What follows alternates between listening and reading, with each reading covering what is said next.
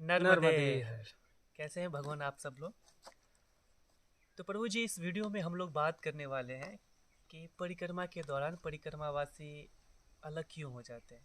कुछ परिक्रमावासी तो जैसे साथ में मिले रास्ते में परिक्रमा के दौरान और फिर अलग हो जाते हैं। कुछ परिक्रमावासी ऐसे भी होते हैं कि घर से साथ निकलते हैं, जैसे हम लोग साथ निकले थे, पर फिर भी परिक्रमा के दौरान वो अलग हो जाते हैं।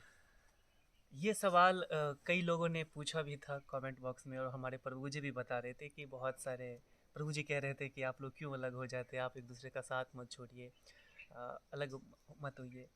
तो मुझे लगता है कि इसको बताने के लिए सबसे पहले तो हमारे जितने भी लोग देख रहे हैं इस वीडियो को, उनमें से बहुत से लोग ऐसे होंगे जिन्होंने परिक्रमा पहले की होगी। शायद वो लोग इस बात को बहुत अच्छे से समझ सकते हैं जो मैं आगे बताने वाला हूँ। और कुछ लोग ऐसे होंगे जो शायद परिक्रमा नहीं की होंगी, उनको हमारे प्रभु जी की वीडियो रिकमेंडेशन के थ्रू मिली होगी यूट्यूब पे, और फिर वो लगातार देखते चले गए।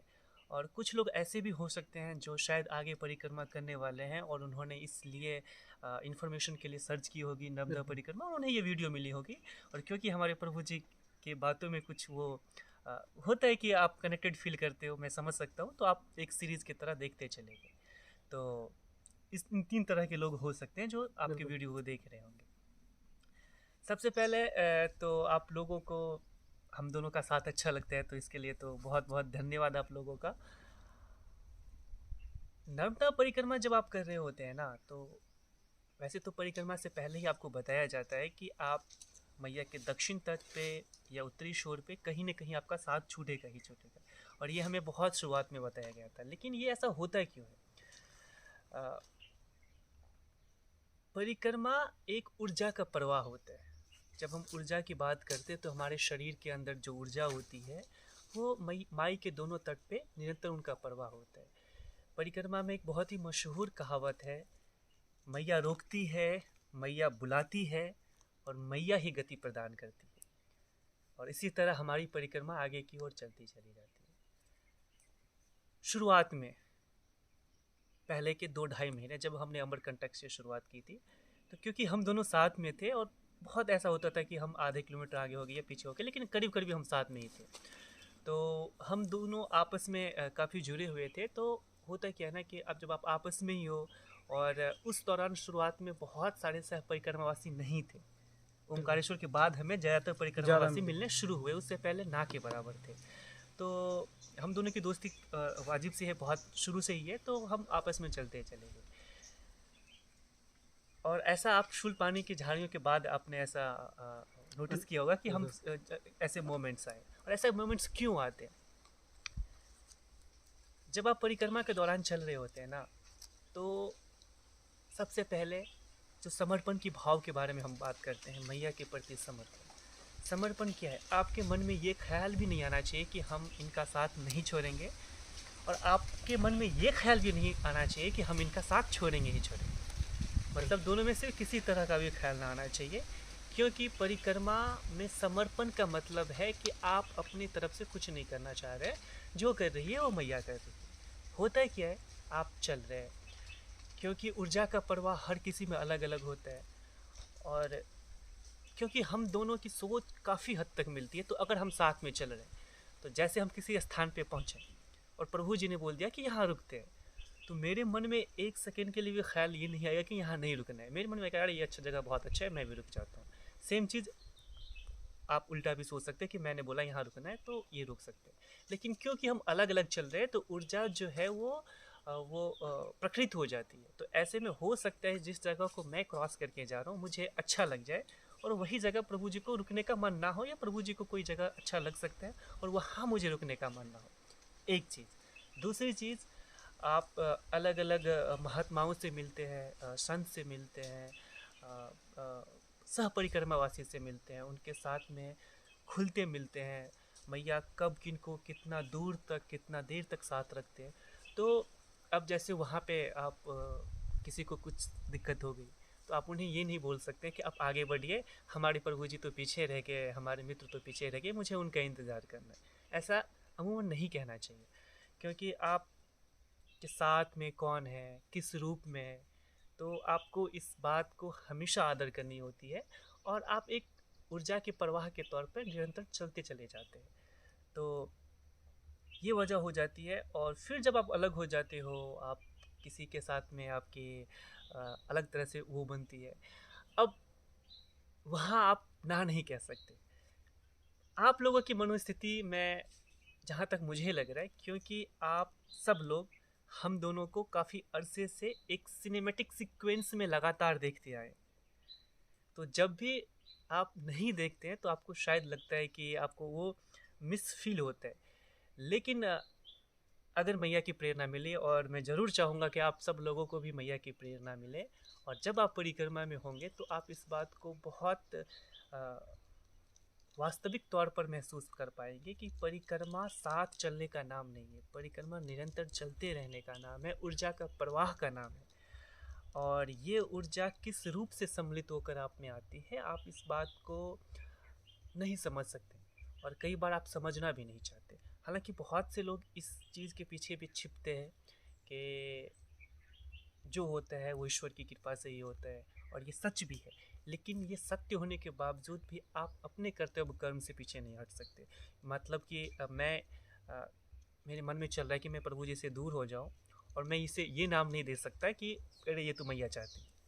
तो आप अपने कर्तव्य कर्म, आपकी नियति, आपके विचार आपके फलों की ओर लेके जाती है, और आपको इस पर पूरा समर्पण भाव दिखाना चाहिए।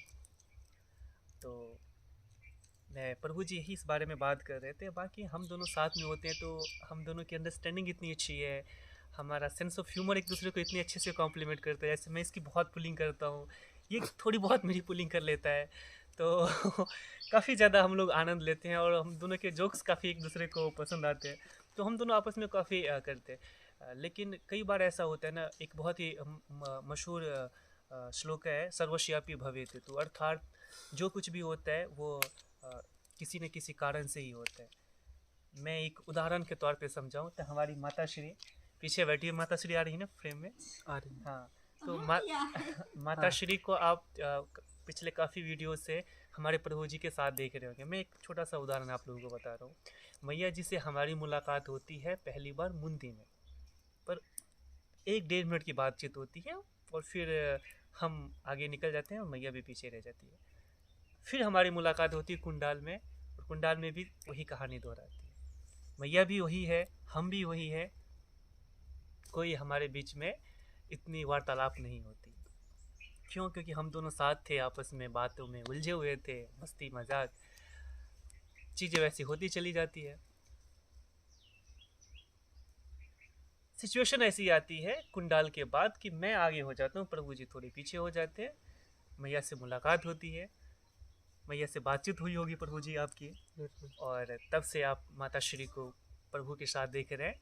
और मुझे इस बात का यकीन है कि आप लोग मैया को और प्रभु जी को साथ में बहुत अच्छे से देख रहे होंगे, पसंद कर रहे होंगे। मुझे भी बहुत अच्छा लग रहा है। तो आप ऐसे अगर आप पीछे जाकर देखें तो अगर शायद मैं उस वक्त प्रभु जी के साथ में होता तो मुझे लगता है कि सब माता श्री अभी भी हमारे साथ में नहीं होती है। बिल्कुल। तो जो कुछ भी होता है वो किसी न किसी कारण से ही होता है। कई बार जब समय हमारे अनुकूल नहीं होती है तो मन में कई प्रश्न आते हैं, और वो प्रश्न हमें दुविधा में और ज़्यादा तब डालने का काम करते हैं जब हमें उन सवालों के जवाब नहीं मिल रहे होते हैं कि ये ऐसा क्यों हो रहा है। पर ऐसे मुश्किल समय पर भी हमें ईश्वर पर भरोसा नहीं खोना चाहिए। अगर आप अभी बैठकर अपने पीछे घटित घटनाओं के बारे में सोचेंगे तो आपको एहसास होगा कि वो घटना क्यों घटी थी।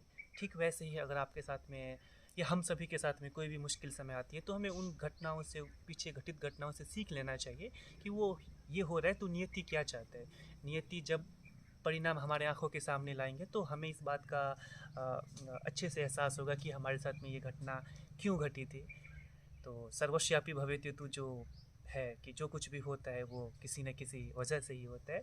तो और परिक्रमा में क्या होता है ना कि कई बार आप जब साथ में हो, प्रभु जी के साथ में हो या किसी सह परिक्रमावासी के साथ में हो, उसका एक अलग आनंद है। आप आपस में वार्तालाप करते हो, चीज़ों को अलग से देखते हो। लेकिन कई बार जब आप अकेले हो, तो जैसे कि मैं पिछले काफ़ी दिनों से मैं अकेले चल रहा था, तो आप खुद से वार्तालाप करते हो, आपके खुद की जो ऊर्जा है वो आप उनसे परिचित होते हो।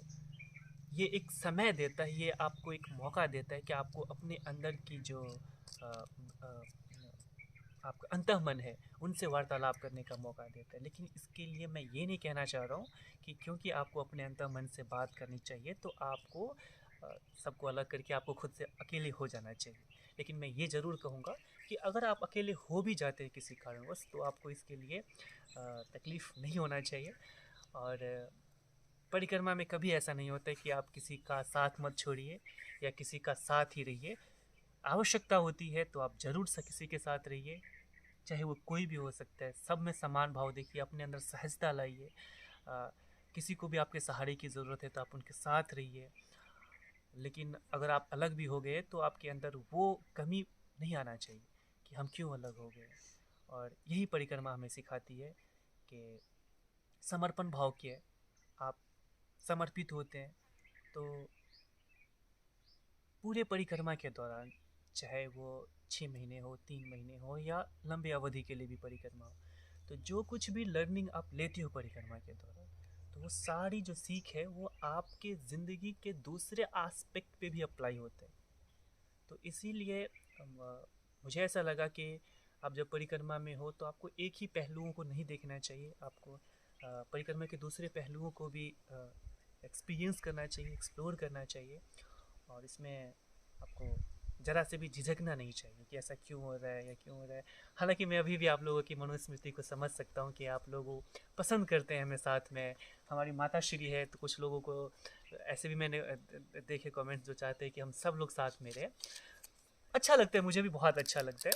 लेकिन परिक्रमा यही है, परिक्रमा साथ लाती है, रोकती है, फिर आपको दूर लेके जाती है। बिल्कुल। तो हर पहलुओं को आपको आनंद लेना चाहिए। बाकी परिक्रमा का यही प्रभाव है, जैसे नदी बहती है, मैया बहती है, वैसे ही हमारी ऊर्जा का प्रभाव बहता है। और जब ऊर्जा का प्रवाह हो रहा हो और वहाँ आप अगर उसे ज़बरदस्ती रोकने की कोशिश करते हैं, मतलब कि आप परिक्रमा को खंडित कर रहे हैं अंतःमन से। परिक्रमा खंडित ऐसी ही नहीं होती कि आपने नदी के शोर को परिवर्तन कर लिया या कहीं पे नदी पार कर लिया। ये सारे कुछ नियम हैं जो आपको साधु महात्मा बताते हैं, लेकिन कुछ चीज़ें ऐसी भी है जो आप अपने अंतःमन से संकल्प लेते हो।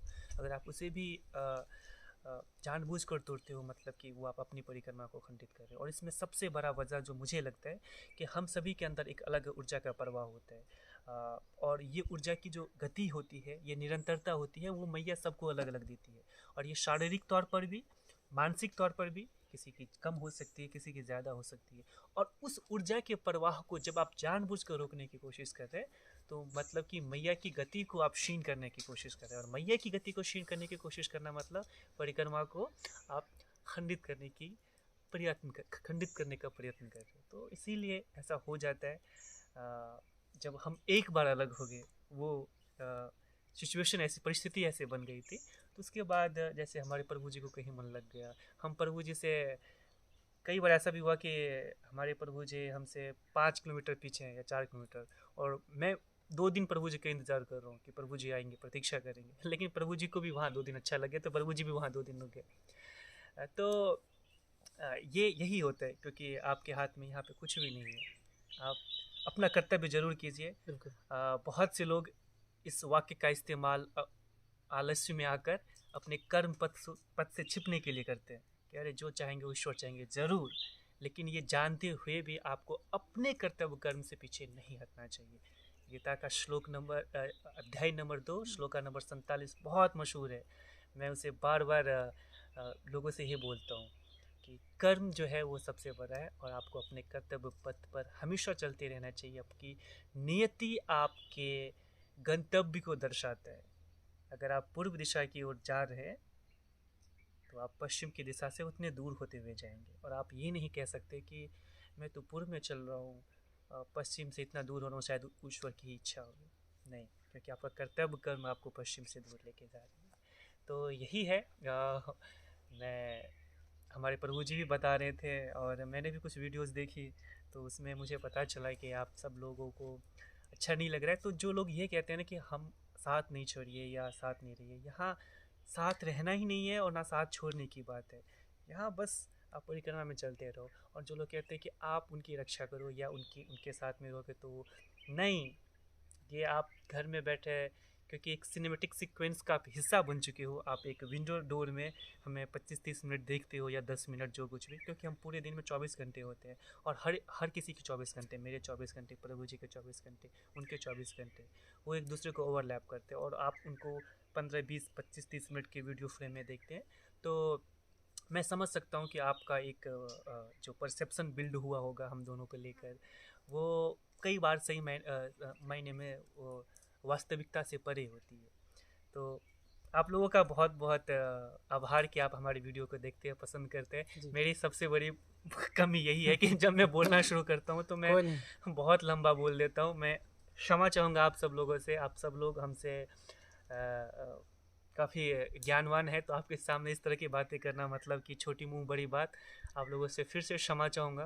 बाकी हमारे प्रभु जी है, प्रभु जी तो हमसे भी ज्ञानी है और उम्र में भी काफ़ी बड़े हमसे। कितना 6 साल बड़ा है? 7 साल, 7-8 साल ले ही लो। कितना बड़ा है? हाँ? कितना? 1993 तेरा बर्थ है या 94?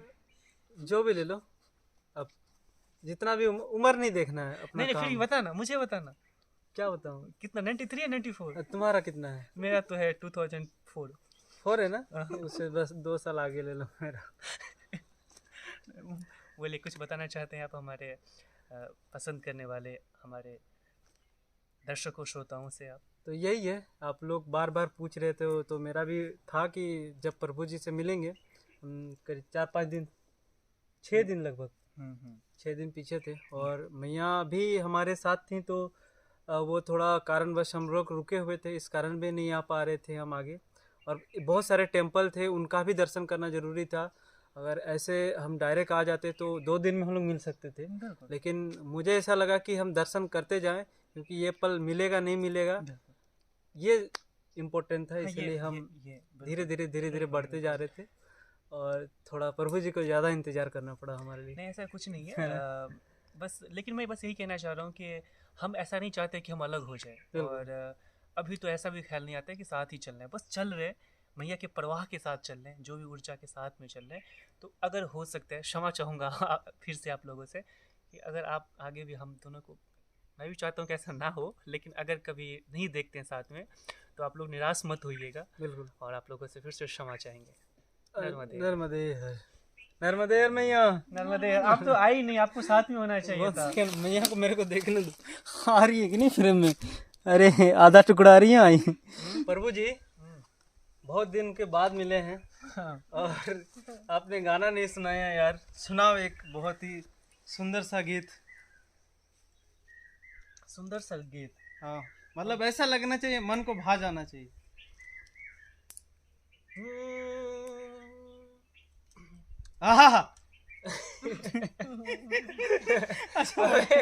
गाने का सुर ताली का ऊपर नीचे हो जाएगा। दिल क्या करे किसी से किसी को प्यार हो जाए, जैसे पर्वत पे घटा झुकती है, जैसे सागर से लहर उठती है, जैसे किसी पर्वत ओ एक रास्ता है जिंदगी, जो थम गए तो कुछ नहीं। एक रास्ता है जिंदगी, जो थम गए तो कुछ नहीं।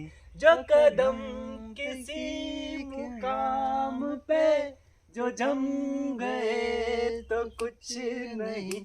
एक रास्ता है जिंदगी, जो थम गए तो कुछ नहीं। यही जिंदगी है माता श्री, आगे बढ़ते रहो बस। कुछ खोकर पाना है, कुछ पाकर खोना है। बिल्कुल।